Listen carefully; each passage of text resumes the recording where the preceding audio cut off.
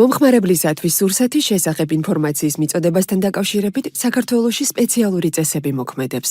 გაგაცნობთ ძირითად მოთხოვნებს.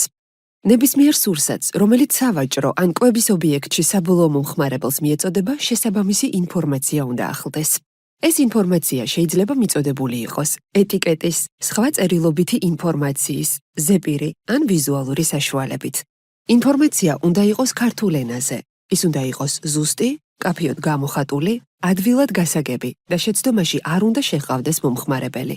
სავალდებულოა მომხმარებლისთვის ხელმისაწვდომი იყოს სურსათის დასახელება, მისი ინგრედიენტების ჩამონათვალი, კვებითი ღირებულება, ნეტო წონა, დამზადების თარიღი და ვარგისიანობის ვადა, შენახვის პირობები, მწარმოებლის ან იმპორტიორის ვინაობა, წარმოშობის ქვეყანა. დაფასებულ სურსათზე ეს ინფორმაცია თვალსაჩინოდ უნდა განთავსდეს უშუალოდ შეფუთვაზე ან ეტიკეტზე.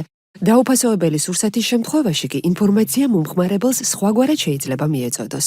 სურსათის დასახელება უნდა იყოს იმგვარი, რომ მომხმარებელი შეცდომაში არ შევიდეს. ზოგიერთი დასახელება რეგულირდება კანონმდებლობით. თუ ასეთი არ არის, მაშინ სურსათი მომხმარებელს უნდა მიეწოდოს ჩვეული დასახელებით, რომლითაც ამ ტიპის სურსათი ცნობილია მომხმარებლისთვის. ზოგჯერ იმისთვის, რომ მომხმარებელმა გაიგოს სურსათის ნამდვილი ბუნება, საჭიროა აღწერილობითი დასახელების გამოყენება. ინგრედიენტები მიეთითება მათი შემცველობის კლებადობის მიხედვით.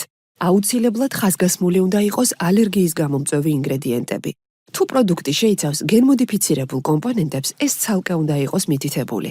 უმეტესი ტიპის სურსათზე მითითებული უნდა იყოს ვადა, რომლის განმავლობაშიც სურსათი შენახვის სათანადო პირობების დაცვისას მისთვის დამახასიათებელ თვისებებს ინარჩუნებს.